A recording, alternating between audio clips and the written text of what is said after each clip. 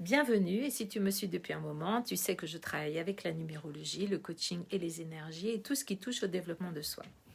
Et aujourd'hui, je lance quelque chose qui me tient vraiment à cœur, une série complète sur les blocages d'abondance liés à la numérologie et plus particulièrement à ton chemin de vie en numérologie. On va parcourir ensemble les chemins de vie de 1 à 9, puis les 3 nombres maîtres, le 11, le 22, le 33. Pour chaque chiffre, on va explorer comment il bloque, comment il reçoit et surtout comment il peut se libérer. Et on commence aujourd'hui avec le chemin de vie 1. Alors pour commencer, je vais juste rappeler comment calculer avant tout son chemin de vie. Donc, il faut additionner tous les chiffres de ta date de naissance jusqu'à arriver à un seul chiffre. Par exemple, le 15 avril 1987, ça donne un 1, plus un 5, plus un 0, plus 4, plus 1, plus 9, plus 8, plus 7, ce qui fait 35. Et 35, on additionne 3 plus 5 égale 8. Et donc, le chemin de vie, dans ce cas-là, est 8. Mais, et c'est très important, notez le chiffre juste avant votre réduction finale, parce que si vous êtes un chemin de vie 1 qui vient du 19, du 10 ou du 28, ce n'est pas vraiment la même histoire et on va voir ça tout de suite. Alors, est-ce que toi aussi, tu fais des listes et des listes? Pourquoi je dis ça? Est-ce que tu planifies tout, tu anticipes tout et pourtant quelque chose bloque toujours côté abondance? Si c'est le cas, cette vidéo, elle est vraiment pour toi. Le chiffre en lumière aujourd'hui, c'est le chemin de vie 1. C'est le pionnier. Le 1, c'est le leader. C'est celui qui ose là où les autres hésitent. C'est une énergie de commencement, d'indépendance, de courage. Le 1, il a une force naturelle pour entreprendre, pour créer, pour tracer son propre chemin. Et en numérologie, c'est le chiffre de l'individuation. Pas facile à dire. Celui qui apprend à se faire confiance et à avancer par lui-même. C'est une très belle énergie, non? Donc, ce 1, quand il a des blocages plutôt en manque, on va dire, c'est donc qu'il doute, il s'efface, il attend la permission des autres pour avancer, il se sabote juste au moment où parfois l'abondance pourrait arriver comme si quelque chose en lui disait « Qui suis-je pour réussir vraiment ?» Ça peut se traduire par de la procrastination, des projets lancés mais jamais terminés, ou une tendance à laisser les autres décider à sa place. Le 1, en fait, c'est... Il manque... comment dire ? Le 1 en manque, lui, il rêve, mais il n'ose pas. Il voit l'abondance chez les autres et il se dit « c'est pas pour moi ». Si le 1, si tu es 1 et que tu te positionnes en excès, à l'opposé, quand le 1 donc, est en excès, et c'est souvent là que ça devient intéressant, il est dans le contrôle. Tout le temps, il planifie, il anticipe, il refait le plan. Si le plan ne marche pas comme prévu, il en refait un autre. Il a besoin que les choses se passent exactement comme il l'a décidé.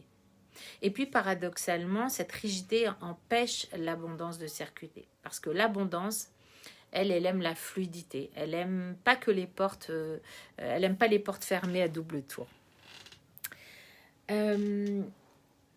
Donc, le 1 peut venir du 10 aussi. Si tu as fait ton calcul et que tu tombes sur 10, 1, donc ça peut venir, pardon, le 1 peut venir du 10, du 19 et du 28. Ça va être plus simple si je dis ça comme ça. Donc, le 10, eh bien, j'associe souvent avec les tarots, c'est la roue du destin, la roue de la fortune. Si ton 1 vient du 10, tu portes alors une énergie de cycle et de renouveau. Parce que le 10 en tarot, c'est la roue de la fortune, j'ai déjà dit, la vie qui tourne, qui change. Le 10 a une capacité naturelle à rebondir, mais son défi est d'accepter que tout ne soit pas toujours sous contrôle, parce qu'il y a une intelligence supérieure à la planification. Si ton 1, ton chemin de vie 1 vient du 19, c'est un karma d'autorité. Quand le 1 vient du 19, on est dans un karma d'autorité, je viens de le dire, dans les vies passées. Si on adhère à cette notion, il y a eu un abus de pouvoir, une utilisation du contrôle sur les autres. Dans cette vie, l'âme vient apprendre à exercer son leadership avec intégrité, mais sans domination. Le revers de la médaille, ce karma amplifie vraiment le besoin de contrôle. Le 19-1 contrôle souvent par peur. Peur que s'il lâche, eh bien tout s'effondre.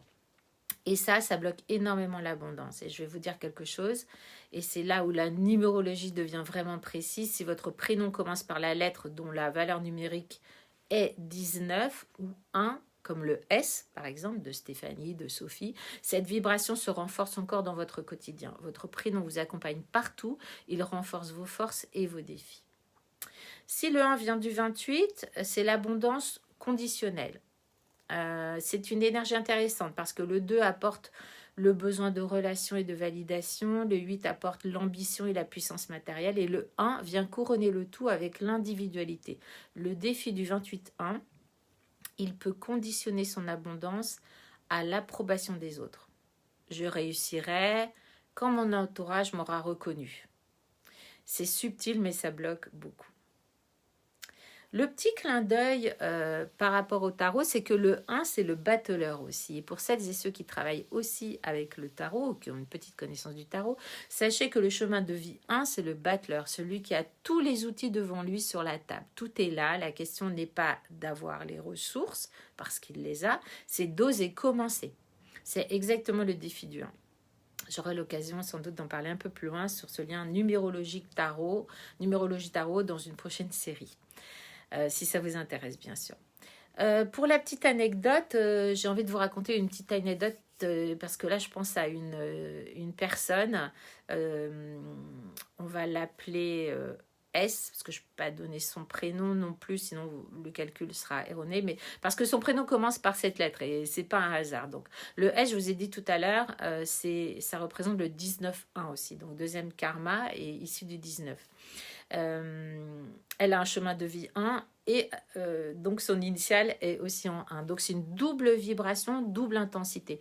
Quand elle est venue me voir, elle me parlait de ses listes, des listes partout, des listes de choses à faire, des listes pour anticiper, des listes pour ses listes. Elle vivait comme ça et c'était un stress énorme, une incapacité à lâcher prise, une rigidité qui l'épuisait parce qu'elle anticipait tout le temps.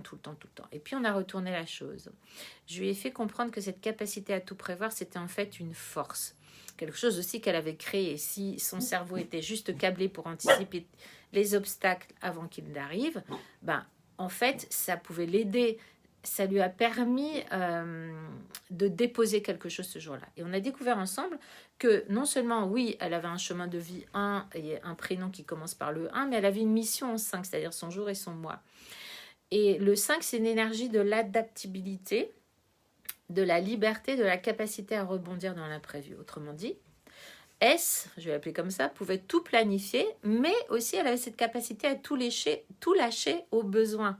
Donc ça lui donnait des ressources pour toujours atterrir sur ses pattes, si je puis dire. Elle n'avait pas à choisir entre contrôle et fluidité, elle pouvait être les deux ou faire les deux. Et ça, franchement, ça a tout changé sur elle. Comme quoi la numérologie, c'est magique et ça donne vraiment un éclairage important. Donc, une petite question d'introspection maintenant. Et toi, est-ce que ton besoin de contrôle est une armure ou une prison? Si tu as un chemin de vie en 1, prends le temps d'y réfléchir vraiment. Et si tu veux partager les commentaires, sont faits pour ça, plus bas. Je pourrais ajouter aussi une petite phrase d'affirmation. Par exemple, je fais confiance au mouvement de la vie.